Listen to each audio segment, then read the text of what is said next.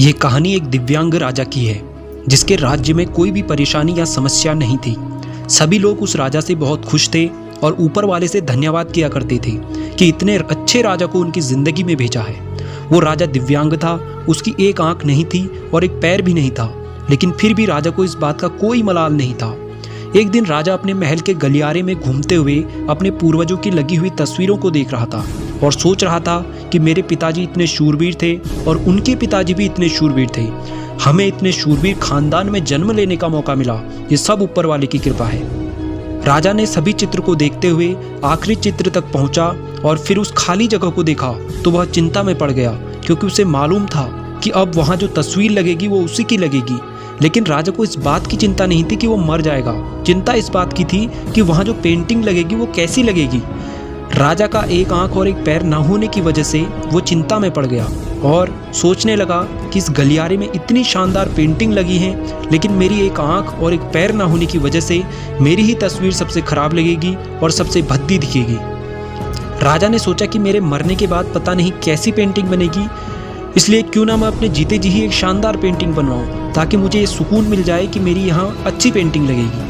अब उस राज्य में ऐलान करवा दिया गया और सभी पेंटर्स को बुलाया गया और उनसे कहा गया कि जो भी पेंटर राजा का शानदार पेंटिंग बनाएगा उसे शानदार इनाम मिलेगा। अब सभी पेंटर राज्य में आए और उन पेंटर्स को पता था कि अगर शानदार पेंटिंग बनेगी तो शानदार इनाम तो मिलेगा ही, लेकिन जिस राजा का एक आंख नहीं है और एक पैर नहीं है उसका शानदार पेंटिंग कैसे बनेगा। पेंटर सोच रहे थे कि इनाम का तो पता नहीं, लेकिन अगर शानदार पेंटिंग नहीं बनी और अगर राजा को गुस्सा आ गया तो सज़ा तो मिलेगी ही, इसलिए बड़े बड़े चित्रकार भी आगे नहीं आए। तभी उसमें से एक लड़का बोला, राजा साहब मैं आपकी पेंटिंग बनाना चाहता हूँ, मुझे 24 घंटे का वक्त दीजिए। अब सभी बड़े बड़े पेंटर हैरान हो गए कि ये लड़का क्या पेंटिंग बनाएगा, और अगर राजा को पेंटिंग पसंद नहीं आई तो इसे सज़ा ज़रूर मिलेगी। राजा बोला ठीक है, आप बना करके आइए। अगले दिन वो लड़का तस्वीर बनाकर लाने वाला था और दरबार पूरी तरह से भर चुका था। लोग दूर दूर से ये देखने के लिए आए थे कि वो लड़का कैसी पेंटिंग बनाकर लाएगा।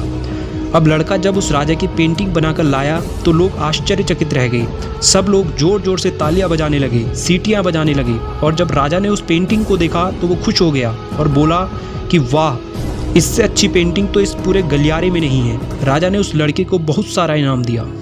अब आप सोच रहे होंगे कि उस राजा की क्या पेंटिंग बनी होगी जिसकी एक आंख नहीं है और एक पैर नहीं है, कैसा पेंटिंग बना होगा। उस तस्वीर में लड़के ने उस राजा को एक घोड़े पर सवार किया था। एक साइड से उस राजा का एक पैर दिख रहा था और राजा तीरंदाजी करते हुए निशाना लगा रहा था, और निशाना लगाते वक्त एक आंख बंद हो जाती है और उस लड़के ने उस राजा की वही आंख बंद की थी जो राजा के पास नहीं थी। इस तरह से उस लड़के ने राजा को निशाना लगाते हुए घोड़े के ऊपर सवार दिखाया, जिससे एक आंख बंद और एक ही पैर दिखाया, और इतना शानदार पेंटिंग बनाया था कि वह अब तक की सर्वश्रेष्ठ पेंटिंग थी। उस लड़के के सामने भी चुनौती थी, संकट था, लेकिन उसने सकारात्मकता का साथ नहीं छोड़ा। जिंदगी में आप जिस भी मुकाम पर हो, जिस भी संकट में फंस जाएं, जिस भी स्थिति में हो, अगर आपने सकारात्मकता का साथ कभी नहीं छोड़ा तो यकीन मानिए आप उस संकट से बाहर निकल आएंगे।